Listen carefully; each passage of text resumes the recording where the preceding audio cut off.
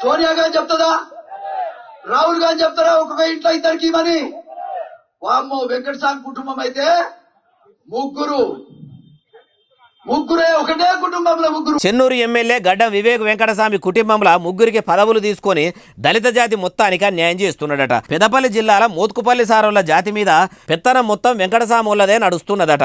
ఇదేం పద్ధతి? నా జాతికి అన్యాయము ఘోరం కండ్ల ముంగట జరుగుతుంటే చూసుకుంటా ఎట్లుకోవాలి? ఇదేందే వివేకన్న, ఇంత వివేకం తప్పి నడుస్తున్నావంటే ఏమున్నది, నువ్వు కూడా పార్టీలు ఉన్నావు కదా అని కవర్ చేయబోయిండట.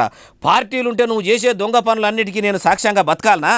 పార్టీలుంటే నా జాతి మొత్తాన్ని సమాధి చేస్తుంటే చూసుకుంటా ఊకోవాలనా అని మోత్కుపల్లి సార్ అనుకొచ్చుడు.